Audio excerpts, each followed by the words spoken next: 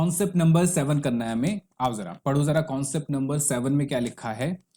देखो ये कह रहा है सर, ये कह रहा है मेथड्स ऑफ रीअपोर्शनमेंट। हमने पढ़ लिया था कि सर देखो सबसे पहले क्या होता है, जो इजीली ट्रेसेबल है ओवरहेड्स उनको क्या करो, एलोकेट कर दो।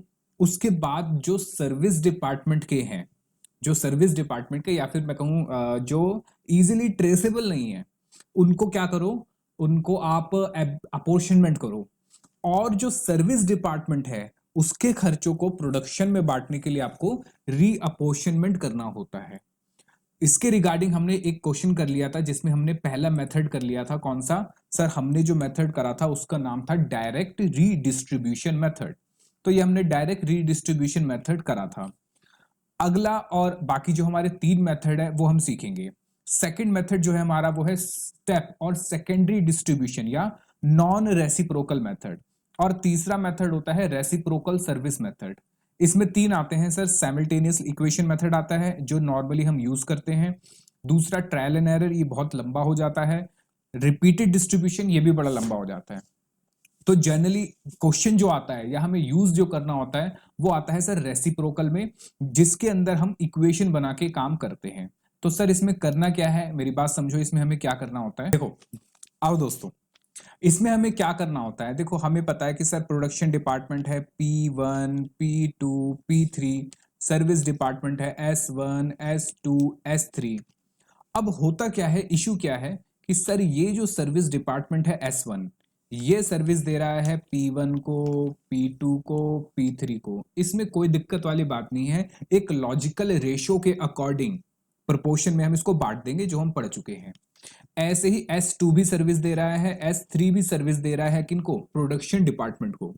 दिक्कत ये आती है सर, प्रॉब्लम ये आती है जब एक सर्विस डिपार्टमेंट दूसरी सर्विस डिपार्टमेंट को, एक सर्विस डिपार्टमेंट दूसरे सर्विस डिपार्टमेंट को सर्विस देता है। तो इशू आता है कि भैया पहले इसका खर्चा किस में बटेगा, इस वाले डिपार्टमेंट में। फिर ये S2 वाला जो है, जिस भी डिपार्टमेंट को सर्विस दे रहा होगा, ये खर्चा उसमें बटेगा।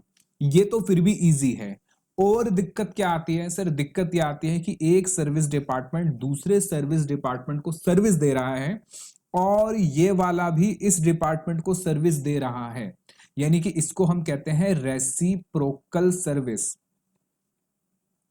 Reciprocal services.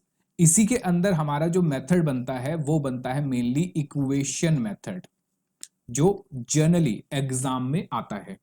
दूसरा भी है हिट एंड ट्रायल और एक और है रीडिस्ट्रीब्यूशन, जिसमें हम बार बार डिस्ट्रीब्यूशन करते रहते हैं, पर वो बहुत लंबा हो जाता है। अनटिल अनलेस क्वेश्चन में लिखा ना हो, हम रीडिस्ट्रीब्यूशन मेथड नहीं करते हैं।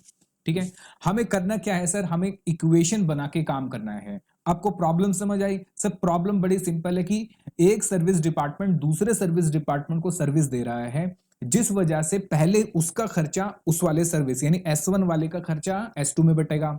फिर S2 वाला S1 को भी दे रहा है तो S2 वाला फिर S1 में, फिर S1 वाला फिर S2 में, ऐसे करके ये बड़ा लंबा काम हो जाता है। इसके लिए हम क्या कर लेते हैं, हम इक्वेशन बना लेते हैं। अब देखो जरा मेरी बात समझो, क्वेश्चन है ना 2 टाइप के आएंगे। कैसे? देखो सर, एक तो ऐसा होगा जहां पे एक सर्विस डिपार्टमेंट है, जैसे कि ये सर्विस डिपार्टमेंट है P1, सॉरी ये हमारे प्रोडक्शन डिपार्टमेंट है P1 P2 P3, service department है S1 S2 और S3।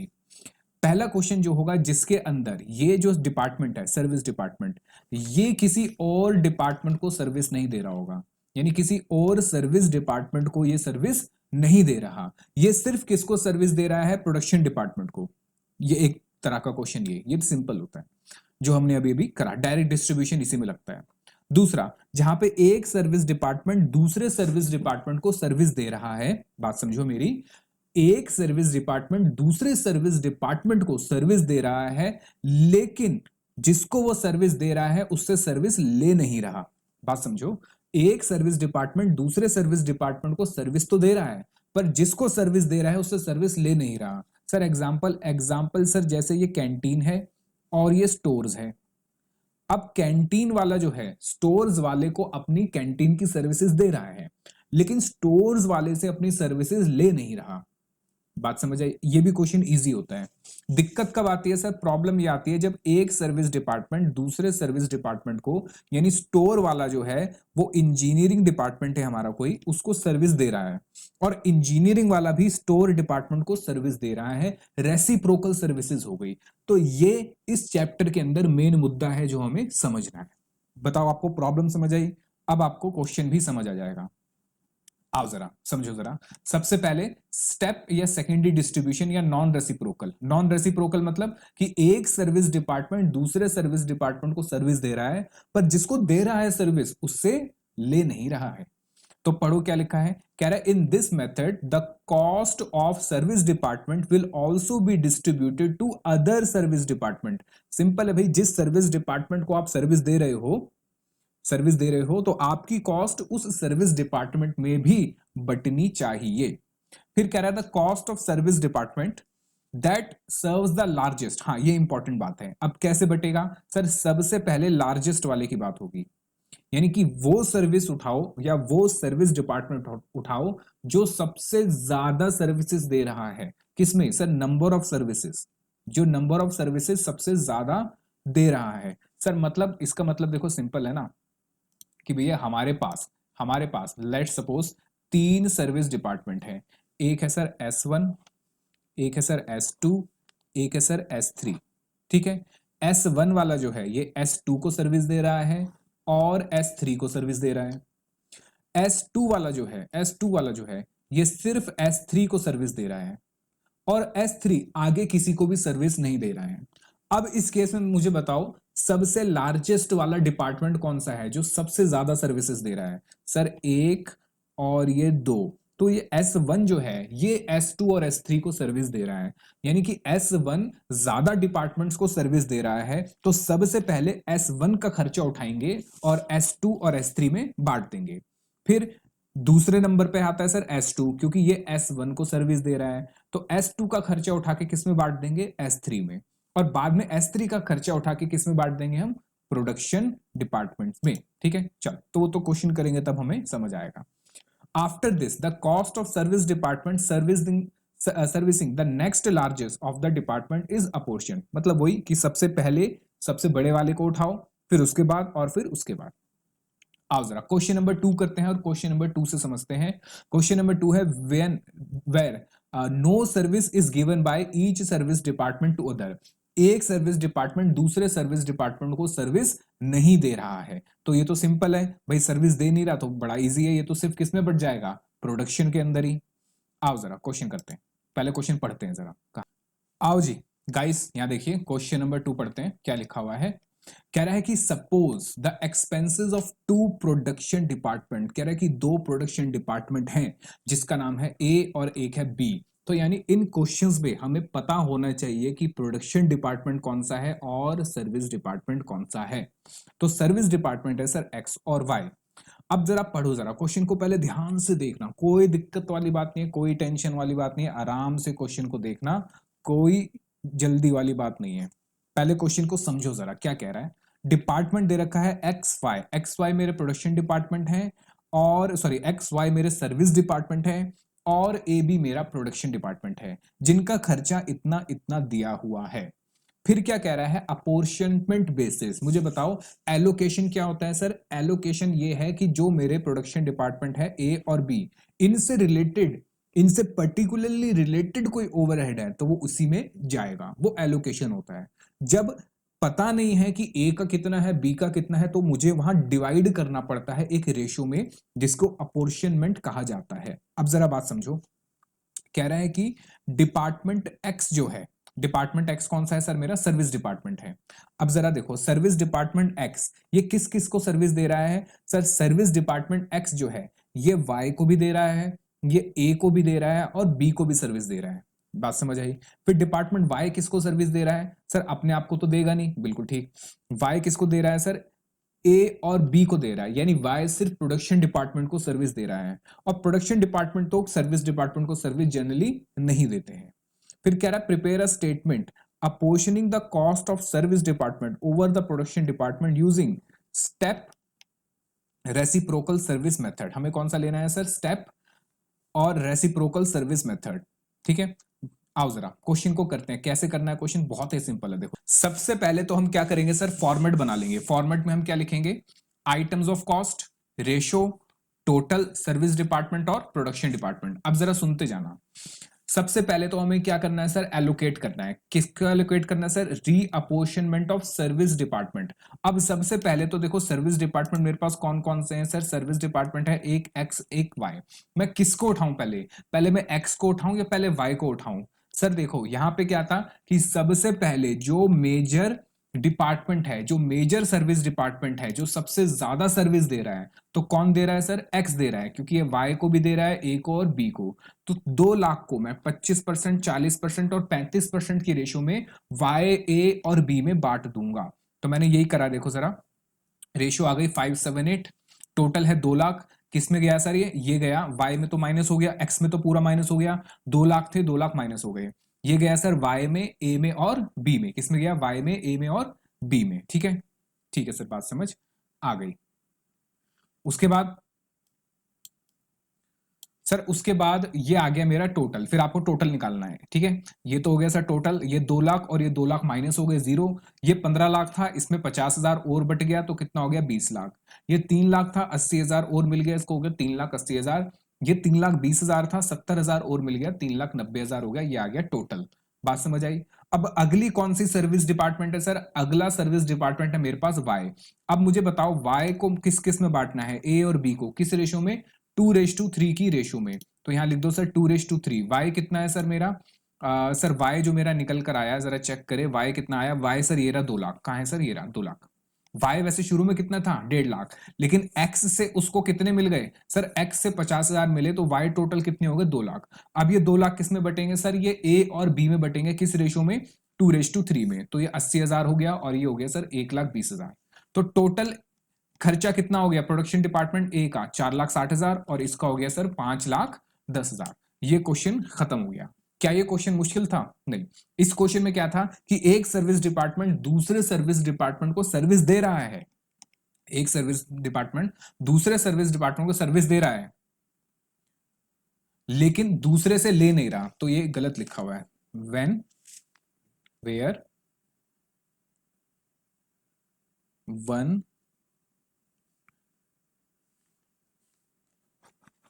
where one service department is giving service to another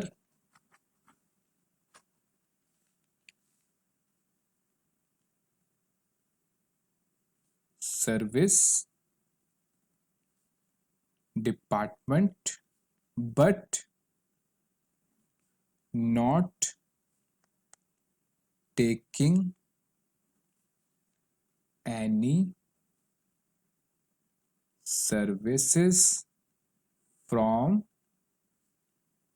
other from from that service department. यहां पे एक सर्विस डिपार्टमेंट दूसरे सर्विस डिपार्टमेंट को सर्विस दे रहा है, पर जिसको सर्विस दे रहा है उससे हाँ ले नहीं रहा है। बिल्कुल सही, बिल्कुल सही। चलो, तो क्वेश्चन नंबर 2 हो गया। अब आते हैं फटाफट से कॉन्सेप्ट नंबर 8 पे। आ जाओ गाइस, देखो बताओ, मुझे बताओ, क्या आपको सीए इंटर कंप्लीट करना है, अच्छे नंबरों से पास होना है। बिल्कुल सर, हमें कंप्लीट करना है, अच्छे नंबरों से पास भी होना है। तो सुनते रहो मेरी बातें और बार बार आप इसको रिवाइज करिए, ताकि आपको चीजें समझ आए। समझ आएगा, क्वेश्चन आप देखोगे आपको पता चलेगा क्वेश्चन को करना कैसे है। क्वेश्चन को आपको हाथ से लिख के करना पड़ेगा, ऐसे ही नहीं कि हाँ चलो पढ़ लिया, सिर्फ रिवीजन देख लिया, नहीं। आपको हाथ से लिख के प्रैक्टिस करनी पड़ेगी। उसके साथ साथ आपको मॉक टेस्ट भी देने पड़ेंगे। आओ जरा कॉन्सेप्ट नंबर 8।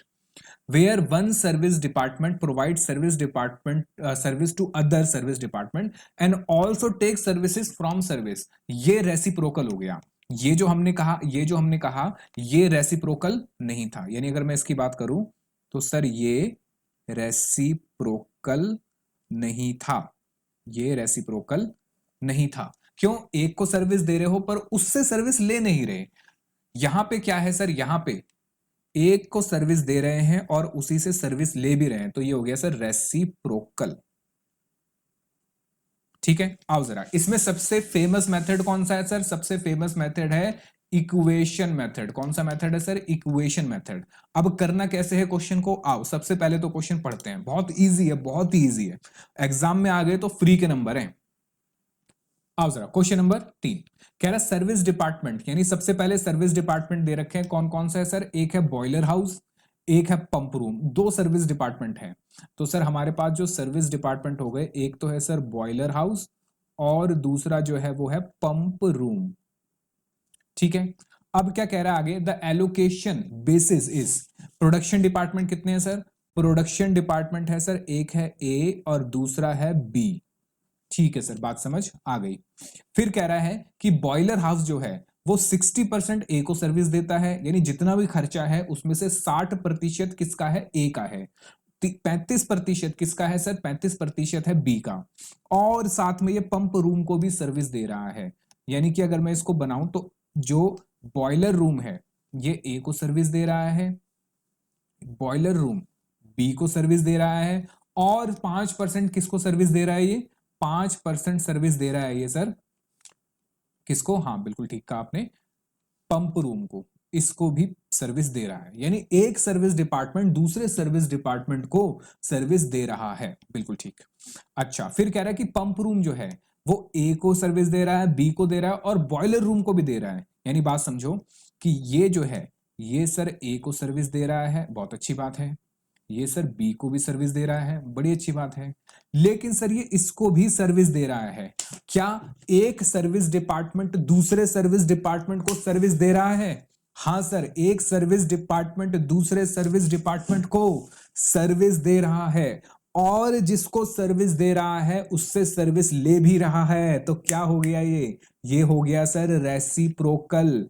क्या हो गया सर? Reciprocal services. इस केस में सबसे बेस्ट हमें क्या करना है? अगर क्वेश्चन में कुछ नहीं लिखा तो सर इक्वेशन बना लो। क्या बना लो? इक्वेशन बना लो। सबसे इजी तरीका है क्वेश्चन को करने का। आओ जरा, अब इक्वेशन कैसे बनाएंगे? बहुत सिंपल है, जरा ध्यान से देखना इक्वेशन को, ठीक है।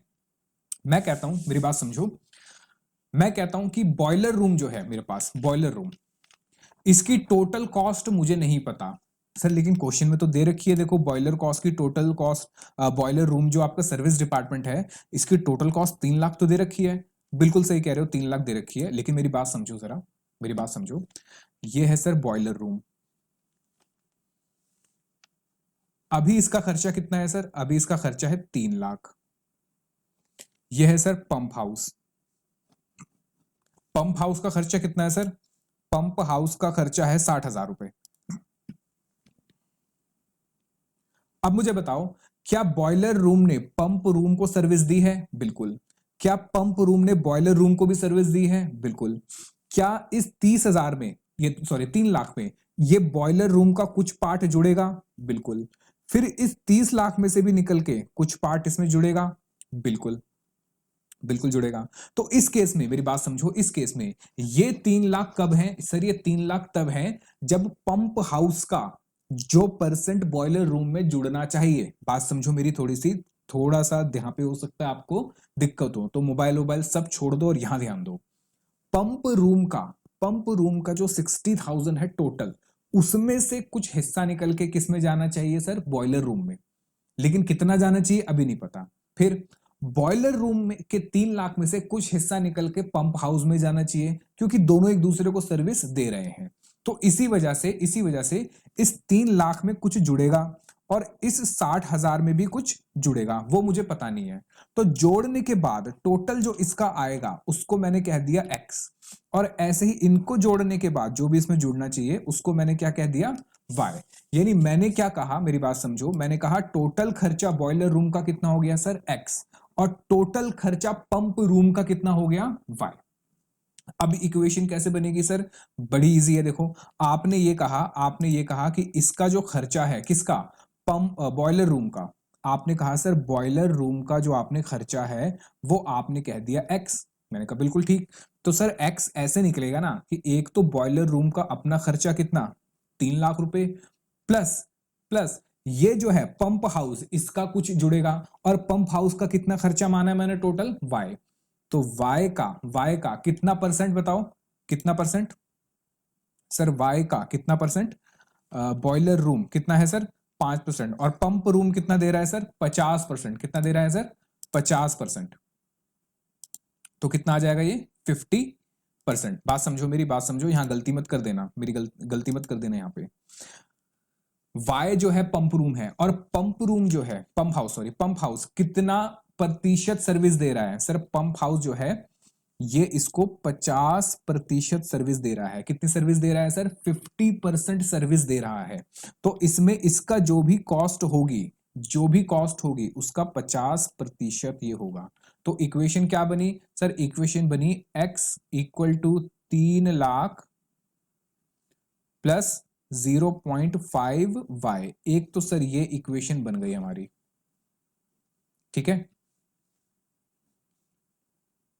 एक तो सर ये इक्वेशन हमारी बन गई। मुझे बताओ यहां पे कोई दिक्कत नहीं सर, बात समझ आई, ठीक है।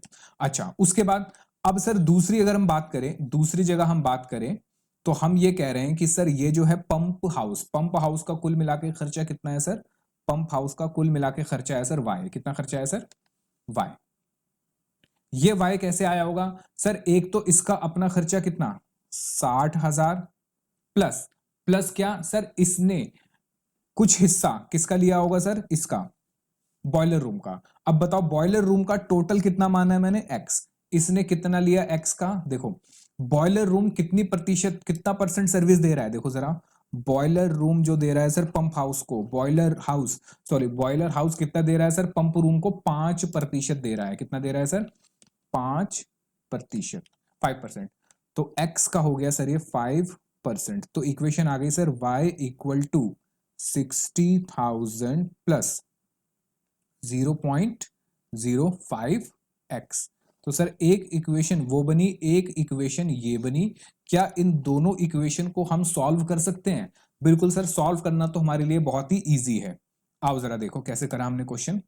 हमने कहा सर एक तो देखो मेरी ये इक्वेशन बनी और एक मेरी ये इक्वेशन बनी। देखो एक ये बन गई इक्वेशन और एक ये बन गई। अब मैंने क्या करा सर, सब्स्टिट्यूट कर दी value of x in equation 1 to equation 2। x की क्या थी वैल्यू 3 लाख प्लस 0.55। तो ये 0.5 x की जगह मैंने क्या लिख दिया 3 लाख प्लस 0.55। तो ये हो गया सर 60,000 प्लस 0.05 x की जगह आ गया सर 3 लाख, ये एक जीरो कम है 3 lakh plus 0.05y equal to y। इसको हम सॉल्व करेंगे तो y आ गया मेरा कितना, y आ गया मेरा सर 76,000, y आ गया 76,923। और y क्या माना था मैंने सर, y मैंने माना था total cost of pump room. क्या माना था, total cost of pump room. तो क्या मुझे पंप रूम की टोटल कॉस्ट पता चल गई, बिल्कुल। अब x निकाल लो, x कितना आ गया सर, x आ गया 3,38,461। x क्या आ गया सर, x आ गया मेरा total cost of boiler house. Boiler house की टोटल कॉस्ट आ गई, ये दोनों मिल गई। अब क्वेश्चन बहुत सिंपल है, अब तो बांट दो आराम से। देखो सबसे पहले तो जो एलोकेटेड खर्चा है, जो एलोकेटेड खर्चा है देखो किस किस का सर, देखो एक तो ये है एलोकेटेड खर्चा, हमारे पास कितना है सर एलोकेटेड खर्चा। एलोकेटेड खर्चा सर ये रहा 3 लाख किसका है बॉयलर हाउस का, और 60,000 किसका है पंप रूम का। तो ये मैंने लिख दिया, देखो 3 लाख तो ये हो गया बॉयलर हाउस का और 60,000 हो गया पंप रूम का। प्रोडक्शन ए, डिपार्टमेंट ए और बी का कोई भी एलोकेटेड खर्चा नहीं दिया। अब मुझे क्या करना है सर, मुझे करना है रीअपोर्शनमेंट। तो सबसे पहले कौन सा सर्विस डिपार्टमेंट उठाऊं, मैं बॉयलर हाउस उठाऊं या पंप रूम, कोई भी उठा लो कोई फर्क नहीं पड़ता। क्यों, क्योंकि सर मैंने दोनों की टोटल वैल्यू निकाल दी है, दोनों की टोटल वैल्यू निकाल दी है। अब जरा देखो मैं कौन सा उठाता हूं सर, मैं सबसे पहले बॉयलर हाउस या बॉयलर रूम उठा लेता हूं। कितना आया था सर 3,38,461। तो मैंने यहां लिखा 3,38,461। अब जो बॉयलर हाउस है, बॉयलर हाउस है किस किस को सर्विस दे रहा है सर, ए को, बी को और पंप रूम को। तो 60%, 35% और 5%। क्या रेशो बनी सर, रेशो की बात करें तो ये हो गई, लिखा है मैंने, लिखा है सीक्वेंस में लिखा है मैंने, देखो तो सबसे पहले मैंने क्या लिखा है, देखो सबसे पहले मैंने लिखा है पंप रूम। पंप रूम पे कितना परसेंट है, इसको ठीक तरीके से लिखूं अगर मैं, तो मैं ये कहूंगा सर पंप रूम में कितना परसेंट है सर, पंप रूम के लिए है 5%। कितना है सर, 5%, ठीक है। अच्छा दूसरा कौन सा आ रहा है सर, दूसरा आ रहा है ए पे कितना है सर, ए पे चेक करो, ए पे है 60%। कितना है, 60%, तो यहां लिख दूंगा सर मैं 60, और इस पे कितना है सर 35। तो रेशियो आ गई 5, 60 और 35। तो 5, 60, 35 या 5%, 60%, 30% में मैंने बांट दिया। तो जरा समझो टोटल कितना था सर, यहाँ 3 लाख था, पर मैंने बांटा कितना है, मैंने बांटा है सर 3,38,461। बात समझना, गलती मत करना दोस्तों। बॉयलर रूम का खर्चा है टोटल 3 लाख, पर मैंने बांटा कितना है सर 3,38,461। तो ये यहां से माइनस हो जाएगा, ये वर्किंग नोट से निकला। अच्छा फिर इसमें कितना बटा पंप रूम में, 16,923। इसमें आ गया 2,30,077, और ये आ गया 1,18,461। बात समझ आई। अच्छा अब इनका टोटल निकाल लो, टोटल आ गया इनका 3 लाख माइनस, तो ये नेगेटिव वैल्यू आ गई, ये नेगेटिव वैल्यू आ गई 38,461। ये 60,000 और ये प्लस हो गया, कितना हो गया 76,923, और ये दोनों वैल्यू आ गई। अब ये मेरे पास कौन सा बटा, सबसे पहले बॉयलर वाला बट गया था, अब मैं किसको बांटूंगा, अब पंप रूम को बांटूंगा। तो पंप रूम उठा लो जरा, और पंप रूम बांटना कौन सा है, ये जो निकला था ना हमारा टोटल, ये वाला ये बांटना है। कितना निकला था हमारा टोटल, ये सर ये जो निकला था 76,923, ये बांटना है हमें। तो 76,923। अब आपको जो रेशियो हो वो कैसे लिखनी है, सबसे पहले पंप रूम की बात करें, बॉयलर हाउस की बात करते हैं। बॉयलर हाउस 50, 40 और 10, यानी रेशियो हो गई 50, 40 और 10, यानी 5, 4 और 1। तो ये रेशियो हो गई 5, 4, 1 नहीं, 514, सॉरी 514, ये रेशियो हो गई मेरी 514। तो मैं जब 514 को बांटूंगा तो यहां आ जाएगा 38,461। ये क्या है सर, इसमें ऐड होगा क्योंकि ये इसमें बांटा जा रहा है, ये माइनस हो जाएगा क्योंकि अपने वाले से तो माइनस होके खत्म, और ये दोनों में बढ़ जाएगा। अब जरा चेक करो, ये वैल्यू टोटल जीरो आ जाएगी, ये भी टोटल जीरो आ जाएगी, किसकी, सर्विस डिपार्टमेंट के जो खर्चे थे वो जीरो हो गए, और बाकी ये टोटल इसमें बट गए। तो यहां पे मेरा सोल्यूशन आ गया, यानी मैंने क्या करा सर, मैंने बांट दिया सारे खर्चों को, मैंने सारे खर्चों को बांट दिया। चलो भाई आगे आ जाओ और क्वेश्चन नंबर 4 पढ़ते हैं जल्दी से। Question number 4 trial and error method है, ठीक है। कह रहे कि Sans limited a manufacturing company having 3 production department, कह रहा है हमारे पास 3 प्रोडक्शन डिपार्टमेंट है, एक है ए, एक है बी और एक है सी, और 2 सर्विस डिपार्टमेंट है, एक एक्स है और दूसरा है वाई, एक एक्स है और दूसरा है Y. The following is the budget for December 2022। Budget दे रखा है डायरेक्ट मटेरियल, एक बार बताओ ये डायरेक्ट मटेरियल है, और हम चैप्टर कौन सा कर रहे हैं सर, हम कर रहे हैं ओवरहेड्स। चैप्टर कौन सा कर रहे हैं, ओवरहेड्स। तो ओवरहेड की अगर डिस्ट्रीब्यूशन की बात होगी, मेरी बात समझो, अगर ओवरहेड डिस्ट्रीब्यूशन की बात होगी तो उस केस में, अगर ओवरहेड डिस्ट्रीब्यूशन की बात होगी तो उस केस में आपको डायरेक्ट खर्चे नहीं लेने हैं, क्योंकि डायरेक्ट वाले तो हम पढ़ के आ चुके हैं। तो डायरेक्ट मटेरियल, डायरेक्ट वेजेस, ये मेरे लिए इमटेरियल है। फिर कह रहा है फैक्ट्री रेंट, फैक्ट्री रेंट किसका है सर, ये टोटल दिया हुआ है, यानी कि ये बटना चाहिए किसमें, एबीसी में और एक्स वाई में, एज द केस में भी। तो ये मेरे क्या है सर, ये है मेरे ओवरहेड्स, ये क्या है मेरे ओवरहेड्स। अब क्या एलोकेट होंगे, क्या अपोर्शन होंगे और क्या रीअपोर्शन होंगे वो हम देखते हैं। इसने नीचे इंफॉर्मेशन दे रखी है, देखो कि कितना स्क्वायर फीट है 500, और कितना कैपिटल वैल्यू है एसेट की, मशीन आवर्स कितने हैं, हॉर्स पावर कितनी है, ये सब दिया हुआ है। क्या ये इसने रेशो नहीं दे रखी मुझे बांटने के लिए, मुझे बताइए, क्या ये रेशो नहीं दे रखी है इसने बांटने के लिए। बिल्कुल सर, ये तो रेशो दे रखी है जिसके अंदर हम ये खर्चों को एलोकेट कर देंगे, एलोकेट नहीं सॉरी अपोर्शन कर देंगे, क्या कर देंगे, अपोर्शन। आगे पढ़ते हैं जरा।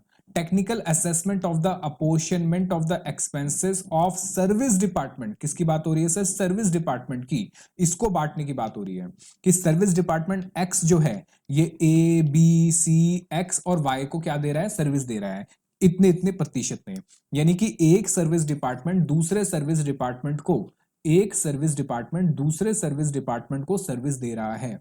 ऐसे ही सर्विस डिपार्टमेंट वाई 60, 35 और 5, यानी कि वाई एक्स को भी सर्विस दे रहा है। क्या ये रेसिप्रोकल हो गया, बिल्कुल सर रेसिप्रोकल हो गया। कैसे करना चाहिए सर, अगर रेसिप्रोकल आ रहा है तो इक्वेशन मेथड बना के करना चाहिए। कैसे करना चाहिए सर, इक्वेशन मेथड बना के। लेकिन क्या क्वेश्चन में उसने इक्वेशन मेथड, अगर क्वेश्चन में कुछ नहीं कहा तो आप इक्वेशन मेथड आराम से यूज कर लो। कह रहा है शोइंग डिस्ट्रीब्यूशन ऑफ ओवरहेड और prepare statement showing redistribution of services using trial error method. लो, उसने आपको पहले ही क्वेश्चन में बता दिया, अब आपको ट्रायल एरर मेथड लगाना है। मतलब क्या हुआ सर, आप जरा समझो। मैंने आपको यह बताया कि जब भी रेसिप्रोकल सर्विसेज होंगी, बात समझो मेरी, देखो यहां देखो मेरे दोस्तों, जब भी रेसिप्रोकल सर्विसेज होंगी तो उस केस में मेरे पास तीन ऑप्शन है। एक तो है सर इक्वेशन बना के हम कर लें। दूसरा है सर हिट एंड ट्रायल। तीसरा है सर रीडिस्ट्रीब्यूशन।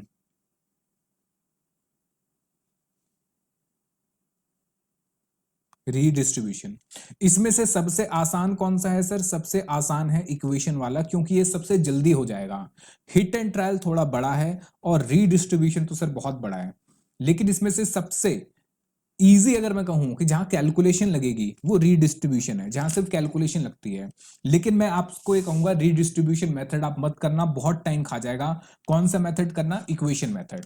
अब अगर क्वेश्चन में उसने स्पेसिफाई कर दिया कि भैया हिट एंड ट्रायल से करो, इक्वेशन से करो या रीडिस्ट्रीब्यूशन से, तो आप क्वेश्चन से झगड़ा तो करोगे नहीं और आप कहोगे नहीं हमें तो ऐसे आता है, क्वेश्चन सही है, देखो कोई भी मेथड लगा लो। नहीं, जिस मेथड से कहा है सर वही मेथड यूज करना है। आप जरा समझो मेथड ऑफ एब्जॉर्प्शन। ठीक है, अच्छा ये तो बात है, हमें क्वेश्चन करना है। सबसे पहले फॉर्मेट बनाते हैं सर। फॉर्मेट में सबसे पहले क्या आता है सर? फॉर्मेट में सबसे पहले आते हैं खर्चे। क्या आते हैं? खर्चे। उसके बाद आते हैं सर बेसिस, किस बेसिस पे बट रहा है। फिर आता है सर टोटल, फिर आता है रेशो, फिर आता है सर प्रोडक्शन डिपार्टमेंट, और उसके बाद आता है सर सर्विस डिपार्टमेंट। अब जरा समझो, मुझे खर्चे बांटने हैं। सबसे पहले बात करते हैं डायरेक्ट मटेरियल। देखो जरा डायरेक्ट मटेरियल कितना है, देखो जरा direct material, direct material, direct material, direct material. Sir देखो ए का डायरेक्ट मटेरियल है 1,00,000, तो ए में लिख दूंगा 1,00,000। और ये क्या करा सर? ये तो आपने लिखा ही नहीं डायरेक्ट मटेरियल ए में। मुझे बताओ क्यों नहीं लिखा? ए में डायरेक्ट मटेरियल क्यों नहीं लिखा? बी में भी नहीं लिखा, सी में भी नहीं लिखा, लेकिन आपने सर एक्स और वाई में लिखा। एक्स और वाई में लिखा, प्रोडक्शन वाले में नहीं लिखा। ऐसा क्यों? क्योंकि मेरे दोस्तों बात को समझो कि सर आपने बताया था कि हमारे पास जो प्रोडक्शन डिपार्टमेंट है वो है मेरी factory. Production department means your factory. और फैक्ट्री के अंदर अगर डायरेक्ट मटेरियल लग रहा है, फैक्ट्री के अंदर अगर डायरेक्ट मटेरियल लग रहा है तो सर ये तो मेरा रॉ मटेरियल होता है, यानी सिंपल मेरा डायरेक्ट मटेरियल है। वहीं सर दूसरी ओर अगर मेरे पास सर्विस डिपार्टमेंट है, क्या है बताओ? Service department. जैसे कि सर कैंटीन, कैंटीन में खाना बनाने के लिए भी कुछ मटेरियल लग रहा है, जो कि सर्विस डिपार्टमेंट के लिए क्या है? डायरेक्ट। मेरी बात समझो, जो कि सर्विस डिपार्टमेंट के लिए डायरेक्ट है, क्या वो प्रोडक्शन डिपार्टमेंट के लिए भी डायरेक्ट होगा? नहीं सर। अगर सर्विस डिपार्टमेंट के लिए, बात समझो, अगर सर्विस डिपार्टमेंट के लिए कोई खर्चा है, सर्विस डिपार्टमेंट के लिए कोई ऐसा डायरेक्ट खर्चा है, तो वो खर्चा प्रोडक्शन डिपार्टमेंट के लिए इनडायरेक्ट हो जाता है। क्या हो जाता है सर? इनडायरेक्ट। एक बार फिर सर, एक बार फिर बता दो क्या कह रहे हो, बात समझो। डायरेक्ट मटेरियल, डायरेक्ट वेजेस अगर प्रोडक्शन डिपार्टमेंट के हैं तो ही डायरेक्ट होंगे। Direct material, direct wages, direct expense अगर प्रोडक्शन डिपार्टमेंट के हैं, अगर प्रोडक्शन डिपार्टमेंट के हैं तो ही डायरेक्ट कहलाएंगे।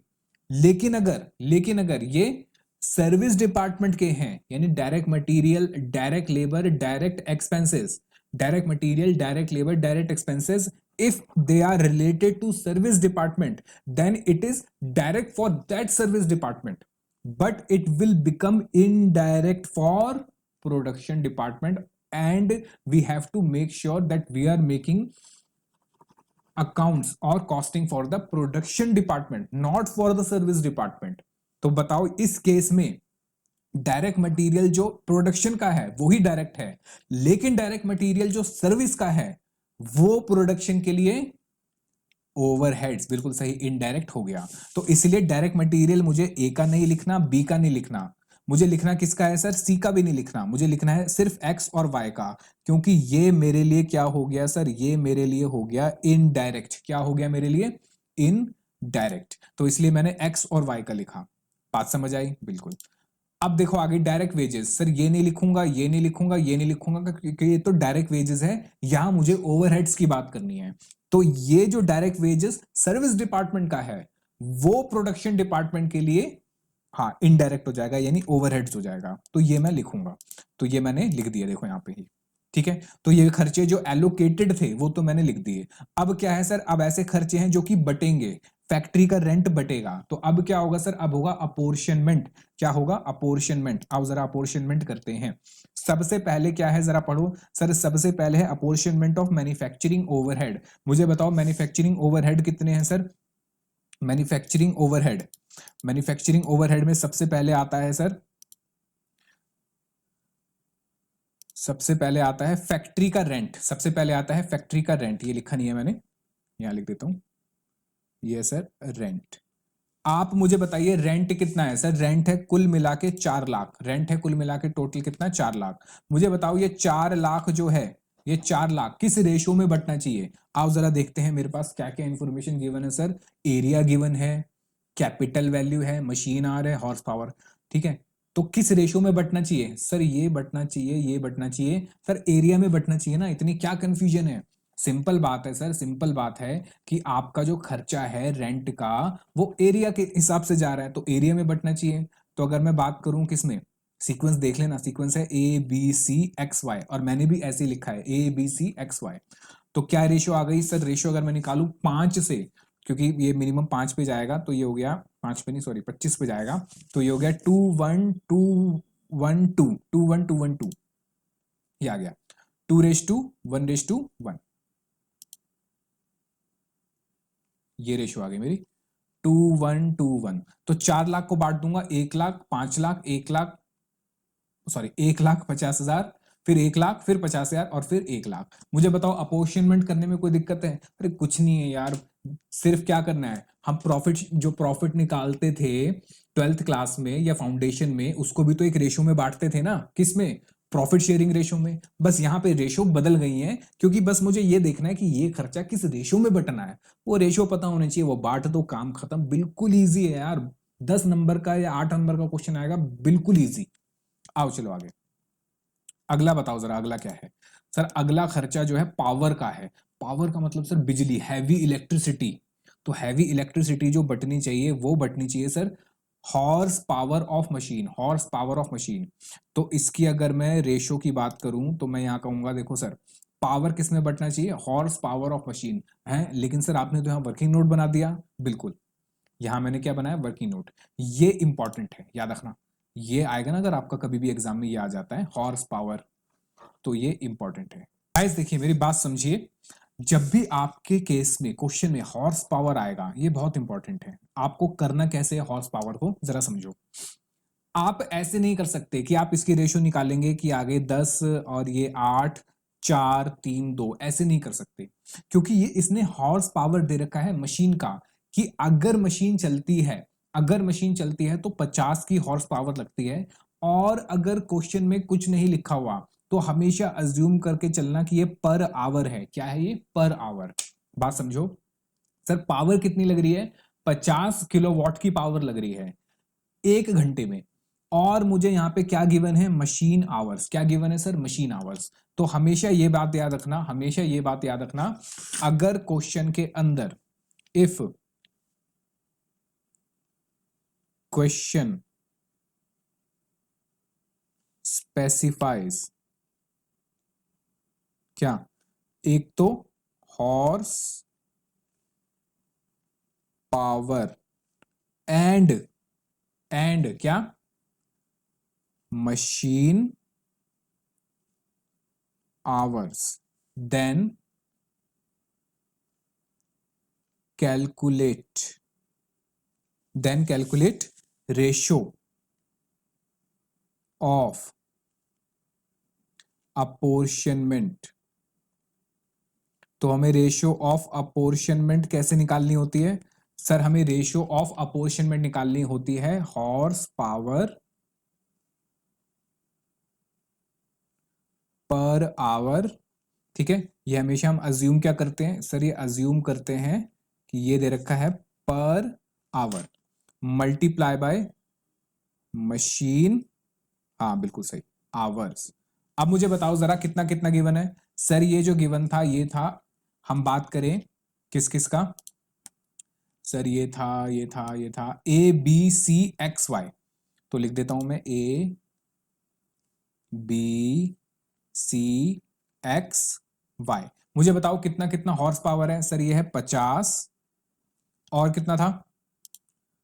50, 40, 20, 15, 25, 50, 40, 20, 15, 25। ये क्या है सर? ये है पावर पर आवर। मुझे इसको किससे मल्टीप्लाई करना पड़ेगा सर? मुझे मल्टीप्लाई करना पड़ेगा इसको मशीन आवर से, क्योंकि ये 1 घंटे का दिया हुआ है। अब देखो क्वेश्चन में ऊपर ही मशीन आवर दे रखा है 1000, 2000, 4000, तो मल्टीप्लाई कर दूंगा सर, मल्टीप्लाई कर दूंगा 1000, 2000, 4000, फिर 1000 और 1000। तो अब निकल के आएगा आपका टोटल जो आपको निकालना है रेशो के लिए। तो ये हो गया सर मेरा टोटल 50,000, 80,000, 80,000, 15,000 और 25,000। अब 3 जीरो हटा दो, ये हो गया सर, ये गया 3 जीरो, ये 3 जीरो, ये 3 जीरो, ये 3 जीरो। अब ये 5 पे जा रहा है sir. 10 ratio 16 ratio 16 ratio 3 ratio 5। तो ये आपकी रेशो बनेगी। यानी अगर क्वेश्चन में हॉर्स पावर गिवन है और साथ में मशीन आवर गिवन है, तो हम मान के चलते हैं हॉर्स पावर पर आवर दे रखी है, 1 घंटे की दे रखी है। मुझे मशीन आवर से मल्टीप्लाई करके क्या निकालना होता है सर? मुझे निकालना होता है कि मेरे टोटल पावर कितनी यूज हुई, तो फिर मेरी ये रेशो निकलेगी। चलो, तो ये मेरी रेशो निकली। ये हमने कहां बनाया सर? ये बनाया हमने वर्किंग नोट में। चलो, तो 2.5 लाख है, 2.5 लाख की रेशियो आ गई सर। 10, 16, 16, 3 और 5। तो ये मैंने बांट दिया ए बी सी एक्स और वाई में। मुझे बताओ यहां पे कोई दिक्कत? नहीं सर, बिल्कुल इजी है। ऐसा ही क्वेश्चन एग्जाम में आता है यार, एग्जाम के क्वेश्चन भी हम करेंगे, टेंशन मत लो। अच्छा, उसके बाद सर, उसके बाद अगला है डेप्रिसिएशन। डेप्रिसिएशन किस पे लगता है सर? डेप्रिसिएशन लगता है वैल्यू ऑफ एसेट पे। तो ये किस में बटेगा सर? ये वैल्यू ऑफ एसेट में बटेगा। ये आ गया सर 2 1 2 1, ये 0 0 जाएगा, सॉरी 2 4 2 1 1, 2 4 2 1 1। लो, तो ये आ गई मेरी रेशियो 2 4 2 1 1। कितना है टोटल? 1 लाख। तो 2 4 2 1 1 में बांट दो 20,000, 40,000, 20,000, 10,000 और 10,000। उसके बाद है सर, उसके बाद है अदर ओवरहेड। सर अदर वाले किस में बांटे? अगर क्वेश्चन में कुछ नहीं दिया तो अदर ओवरहेड किस में बांट देंगे? बताओ, क्वेश्चन में कुछ नहीं दिया तो अदर ओवरहेड किस में बांटेंगे सर? अगर क्वेश्चन में कुछ नहीं दिया हुआ तो आप अदर ओवरहेड्स को किस में बांट दोगे? मशीन आवर्स में। किस में? मशीन आवर्स में। क्योंकि हम मान के चलेंगे कि ये मशीन बेस्ड काम होता है, मशीन आवर्स मेन है, तो मैं मशीन आवर्स में बांट दूंगा। तो कितना है सर? 9 लाख। और मशीन आवर्स कितना था मेरा जो मैंने निकाला यहाँ पे? 1 2 4 1 1। चलो, तो 1 2 4 1 1 की रेशो में इसको बांट दो। ये क्या हो गया? 1 2 4 1 1 की रेशो में 90,000 को बांट दो। 90,000 9 लाख, सॉरी। तो ये आ गया सर 1 लाख, 2 लाख, 4 लाख, 1 लाख, 1 लाख। ऐसे करके मैंने सबसे पहले क्या करा सर? सबसे पहले तो देखो जो खर्चे मुझे पता थे एलोकेटेड वो लिखे, फिर जो बांटने वाले थे यानी कि अपोर्शनमेंट वो कर दिए। अब क्या है सर? अब सबके खर्चे आ गए। अब मुझे सर्विस डिपार्टमेंट के खर्चे, ये देखो ये है सर्विस डिपार्टमेंट के खर्चे, ये किस में बांटने हैं सर? ये बांटने हैं मुझे प्रोडक्शन डिपार्टमेंट में, ये बांटने हैं मुझे प्रोडक्शन डिपार्टमेंट में। और और सर मेथड कौन सा यूज करना है? सर मेथड यूज करना है हिट एंड ट्रायल। मेथड कौन सा यूज करना है sir? Hit and trial method. अब हिट एंड ट्रायल मेथड में कैसे करेंगे, जरा समझो मेरी बात। चलिए जी, मेरे साथ साथ समझिए जरा। हमने अभी तक क्या कर लिया इस क्वेश्चन नंबर 4 में, ठीक है, इंस्टीट्यूट की बुक में से मैंने क्वेश्चन नंबर 4 लिया है। हमने सर स्टेटमेंट बनाया showing distribution of overhead to various department. तो सबसे पहले सर हमने डायरेक्ट मटेरियल जो था एक्स और वाई का, क्योंकि वो इनडायरेक्ट मटेरियल बन जाता है किसके लिए? प्रोडक्शन वालों के लिए, वो करा। उसके बाद मैंने बाकी सारे खर्चे जो थे वो बांट दिए। अब जब सारे खर्चे आ गए, ये आ गया, ये आ गया, ये आ गया, और ये बाकी ये दोनों जो हैं, ये दोनों कौन से हैं सर? ये दोनों हैं सर्विस डिपार्टमेंट। अब सर्विस डिपार्टमेंट के खर्चे भी, मेरी बात समझिए मैं क्या कह रहा हूं, यहां देखिए, सर्विस डिपार्टमेंट के खर्चे भी किस में बटेंगे? प्रोडक्शन डिपार्टमेंट में, जिसको हम प्यार से क्या कहते हैं sir? Redistribution of service department expenses. हम रीडिस्ट्रीब्यूशन करेंगे। अब रीडिस्ट्रीब्यूशन करने के क्या क्या तरीके हमने पढ़े? सर देखिए, रीडिस्ट्रीब्यूशन करने के आपने जो बताया सर, ये बताया कि अगर आप रीडिस्ट्रीब्यूशन कर रहे हो तो आप ये कह रहे हो कि सर पहले तो ये चेक करो, पहले तो ये चेक करो कि क्या एक सर्विस डिपार्टमेंट दूसरे सर्विस डिपार्टमेंट को सर्विस दे रहा है। अगर सिर्फ इतना ही है तो बिल्कुल सिंपल है, ये इसमें बढ़ जाएगा और बाकी प्रोडक्शन में बढ़ जाएगा, काम खत्म। लेकिन अगर एक सर्विस डिपार्टमेंट दूसरे सर्विस डिपार्टमेंट को सर्विस दे रहा है और उससे सर्विस ले भी रहा है, इसको कहते हैं रेसिप्रोकल सर्विसेज। क्या कहते हैं? Reciprocal services. तो आपने ये बताया था सर, प्रेफरेबली सबसे पहले तो आप इक्वेशन मेथड करना। कौन सा मेथड करना सर? इक्वेशन मेथड करना। और अगर इक्वेशन मेथड के बारे में क्वेश्चन में नहीं दिया और कोई स्पेसिफिक मेथड दिया है, बात समझो, क्वेश्चन में कुछ नहीं लिखा तो इक्वेशन मेथड करना है। अगर क्वेश्चन में स्पेसिफाई कर दिया उसने कि भाई यही मेथड लगाना है तो वो लगाना। अब इस क्वेश्चन में आपने देखा था कि उसने ट्रायल एंड एरर मेथड कहा। Trial and error method. एक मेथड और होता है सर, एक मेथड और होता है जिसको हम क्या कहते हैं? Redistribution method. कौन सा? Redistribution method.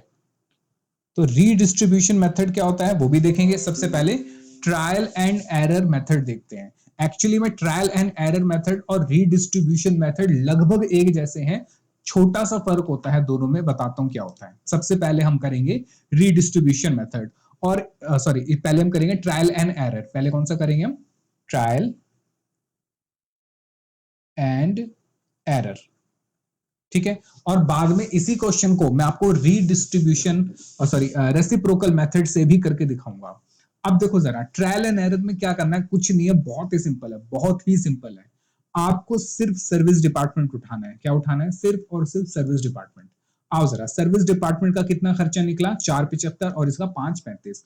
तो ये लिख लिया सर, 475 और 535। कौन सी सर्विस है सर? एक है एक्स और दूसरी है वाई। अब जरा समझो, जरा समझो, एक्स जो है वाई को सर्विस दे रहा है कितना परसेंट? आओ जरा चेक करें क्वेश्चन में, एक्स वाई को सर्विस दे रहा है कितना परसेंट? देखो जरा, सर एक्स दे रहा है सर्विस वाई को कितना परसेंट सर? 10%।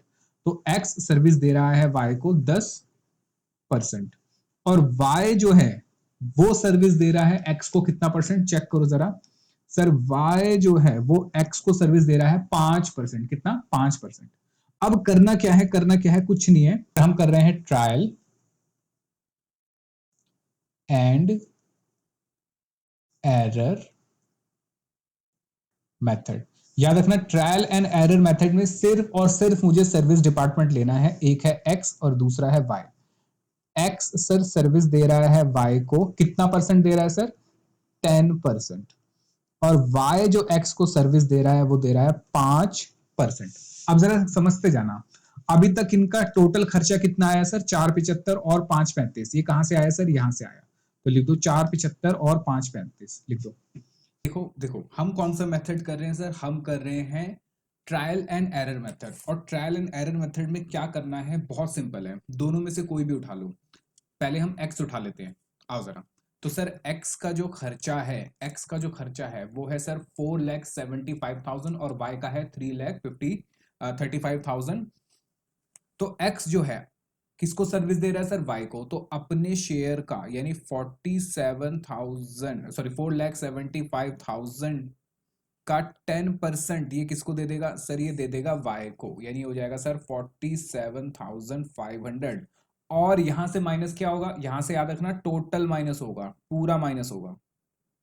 तो सर एक तो ये यहाँ पे क्या आया, एडिशन हुआ। अब मेरे साथ समझते चलना, अभी आपको कंप्लीट समझ आ जाएगा। अब आएगा सर टोटल। अब मुझे टोटल बताओ कितना हो गया सर, ये तो हो गया 0, और ये हो गया सर 5,35,000 प्लस 47,500। सर ये हो जाता है हमारा 5,82,500।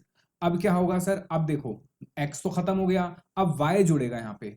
तो y का कितना शेयर है सर, y का टोटल खर्चा है 5,82,500, और y कितना दे रहा है सर, y x को दे रहा है 5% की सर्विस। तो इसकी कॉस्ट में x का कितना शेयर होगा सर, 5%, यानी कि 29,125 एक ही एडिशन हुआ। और यहां से माइनस होगा, क्या माइनस होगा सर, टोटल माइनस होगा। याद रखना यहां से तो क्या माइनस होगा सर, टोटल ही माइनस होगा।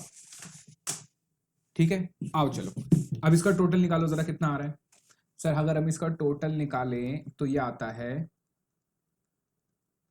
29,125, और ये हो गया सर 0। अब मेरे पास क्या बचा सर, मेरे पास बचा x। तो x किसको सर्विस दे रहा है सर, y को। तो 29,125 मल्टीप्लाई बाय कितना परसेंट सर, 10%, क्योंकि ये कितनी सर्विस दे रहा है इसको, 10%। तो ये हो जाएगा सर 2913। और यहां से सर पूरा माइनस होगा, ये एडिशन हुआ, ये पूरा माइनस होगा, यानी जो सर्विस दे रहा है उसमें से तो हम क्या करेंगे, पूरा माइनस करेंगे।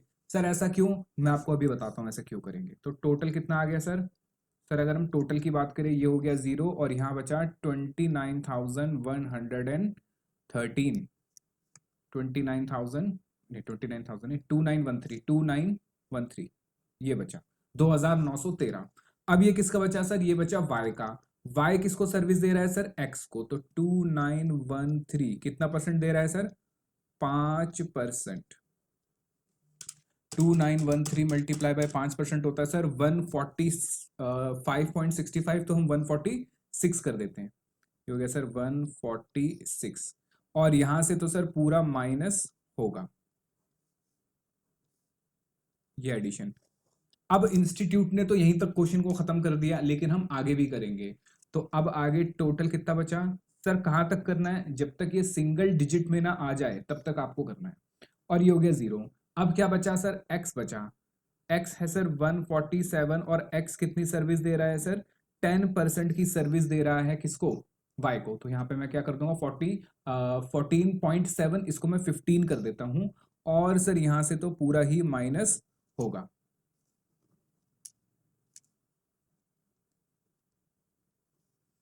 तो ये हो गया सर 0, और ये हो गया 15। बस इतना काफी है, इतना काफी है, 2 डिजिट में भी आ गया ना तो भी काफी है। अब करना क्या है, अब जहां जहां पे एडिशन हुआ था उनको जोड़ो। सर एक तो ये एडिशन, एक ये एडिशन, ये जोड़ो। तो x के लिए कितना आ गया, किसमें जोड़ना है सर, टोटल में जोड़ना है। x का टोटल कितना था सर, x का टोटल था 4,75,000 प्लस, देखो जरा x का टोटल था ऊपर 4,75,000 प्लस कितना हुआ 29,125। तो 29,125 प्लस, और क्या प्लस हुआ सर, ये प्लस हुआ 146, ये प्लस हुआ 146, और तो कुछ भी नहीं हुआ। ये टोटल निकालो। ऐसे ही y का, सर y का टोटल कितना था शुरू में, 5,35,000। इसमें क्या क्या ऐड हुआ चेक करो सर, इसमें ऐड हुआ ये रहा। एक तो ये था 47,000, देखो ये रहा सर 47,500, और ऐड हुआ सर 2913, और ऐड हुआ 15। तो ये तीनों को ऐड कर लो। तो सर ये हो गया हमारा 47,500 प्लस 2913 प्लस 15। आओ जरा टोटल लगाते हैं। 4,75,000 प्लस 29,125 प्लस 146, ये हो गया सर टोटल 5,00,000 4,271। ये टोटल खर्चा किसका आ गया सर? एक्स का आ गया। अब मजे की बात क्या है, इंस्टीट्यूट ने क्या किया सर? इंस्टीट्यूट ने इसको राउंड फिगर में 5,04,300 कर दिया। सर ऐसा क्यों? क्योंकि हम ट्रायल एंड एरर मेथड कर रहे हैं। कौन सा मेथड? Trial and error. तो ट्रायल एंड एरर में 100% चीजें ठीक नहीं आती, इसीलिए इंस्टीट्यूट ने इसको क्या करा? इंस्टीट्यूट ने इसको राउंड फिगर में डाल दिया। सर एग्जाम में क्या करना है? एग्जाम में आपको टोटल वैल्यू ही लेनी है, यही लेनी है, आप राउंड मत करना, ठीक है? अच्छा, अनटिल अनलेस क्वेश्चन में ना लिखा हो। 5,35,000 प्लस 47,500 प्लस 2,913 प्लस 15, ये हो गया सर 5,85,428। इंस्टीट्यूट ने इसको भी राउंड फिगर में कर दिया है, इसको भी क्या कर दिया है सर? राउंड फिगर में कर दिया है। तो अब मुझे एक्स का टोटल खर्चा मिल गया कितना सर? ये। वाई का टोटल खर्चा मिल गया ये। अब दोनों को बांट दो, यानी एक्स कितना दे देगा वाई को? सर एक्स का टोटल खर्चा है 5,04,271, इसका 10%, यानी कि 5,04,271 ये किस में चला जाएगा सर? ये चला जाएगा y में। और y कितना दे देगा x को? 5,854,28 का 5%, 29,271।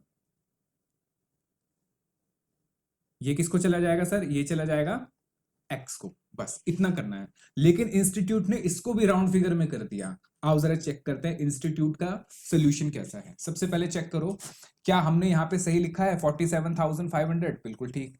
क्या हमने यहाँ सही लिखा है 29,125? बिल्कुल ठीक।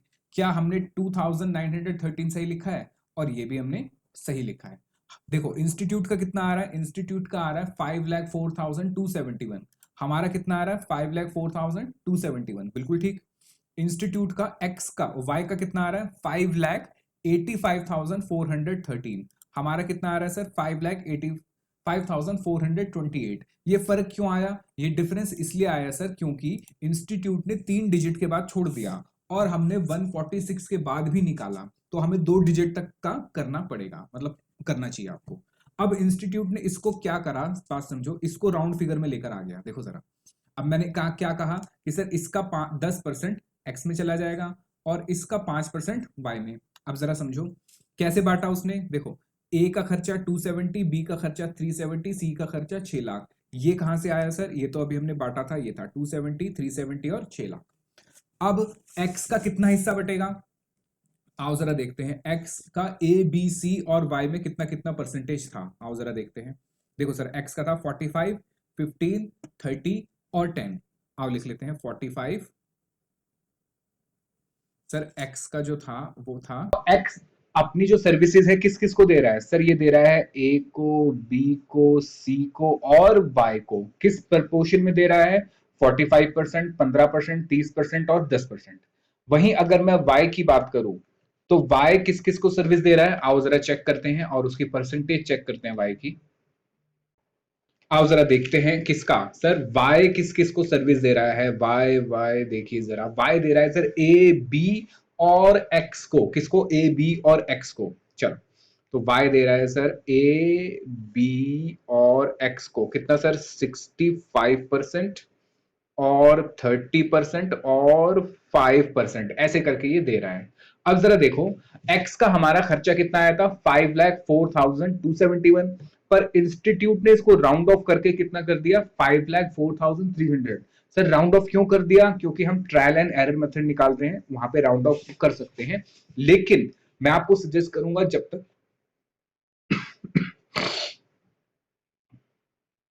तक क्वेश्चन में ना लिखा हो तब तक आप इसको राउंड ऑफ मत करना।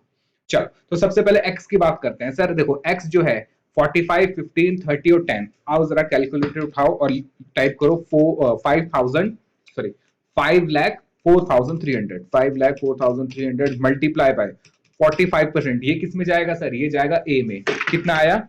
2,26,935। लेकिन इंस्टीट्यूट ने इसको भी राउंड ऑफ कर दिया, 2,26,900 कर दिया।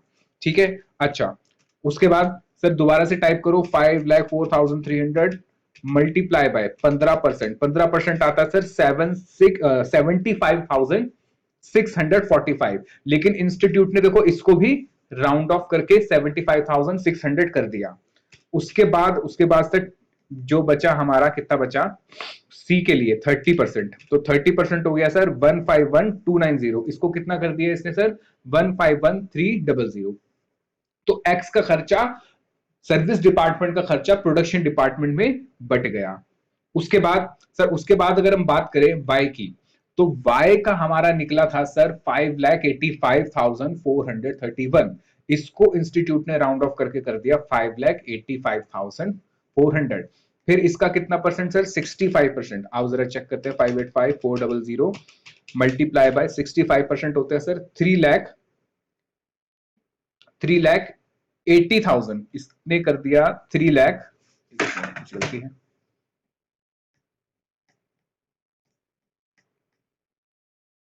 60 है, इसको ठीक कर लेना, ये 60% है सर, हम तो पहले कह रहे थे। अच्छा आओ जरा देखो सर कितना आ रहा था 5,00,000। वाई का देखो 5,85,400 मल्टीप्लाई बाय 60% होता है सर 3,51,240। पर राउंड फिगर कितना कर दिया सर 3,51,300। ऐसे ही बाकी जो बचा वो बी में बढ़ गया और बाकी सी में किसने कोई सर्विस दी नहीं। तो ऐसे करके क्या कंप्लीट हो गया सर, ऐसे करके ये मेरा ये वाला मेथड जो है ट्रायल एंड एरर मेथड जो है वो कंप्लीट होता है। तो सबसे इजी मेथड अगर मैं आपको कहूं तो ट्रायल एंड एरर मेथड ही है। अब अगर इसी क्वेश्चन को मुझे रिपीटेड डिस्ट्रीब्यूशन मेथड से करना हो, मेरी बात सुनिए मैं क्या कह रहा हूं, इसी क्वेश्चन को अगर मुझे रिपीटेड डिस्ट्रीब्यूशन मेथड से करना हो तो हम कैसे करेंगे, आओ जरा मेरे साथ साथ देखो।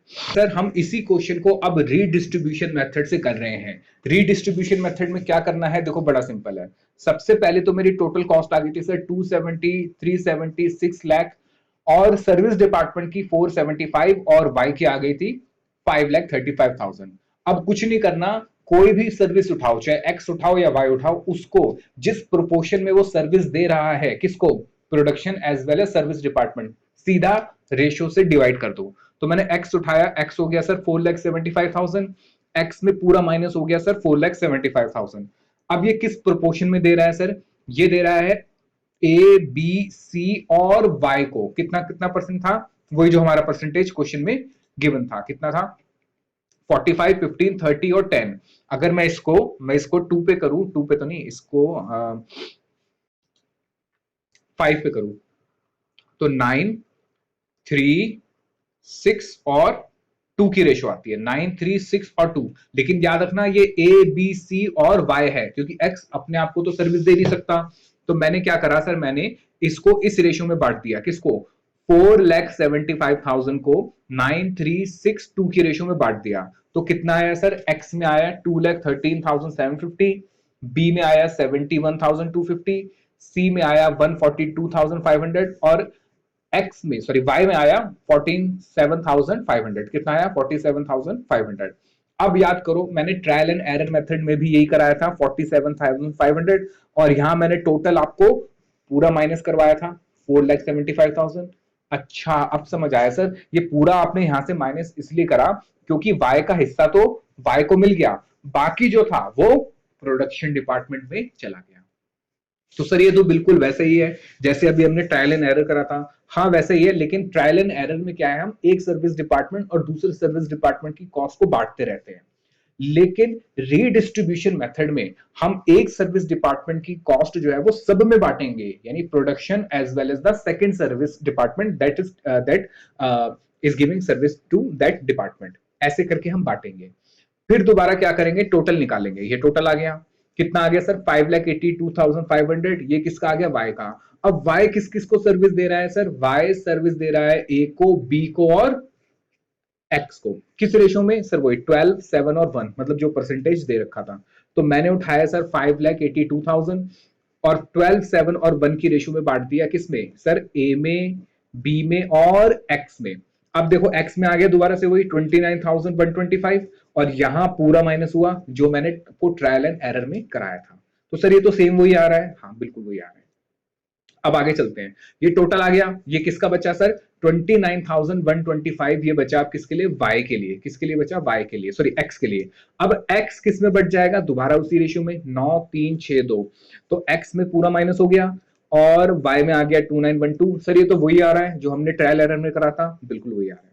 तो ऐसे करके ये बांट दिया। अब 2912 बचा किसका, y का, तो ये इसकी रेशियो में बट गया 12 7 1, तो ये आ गया सर x में 146 146।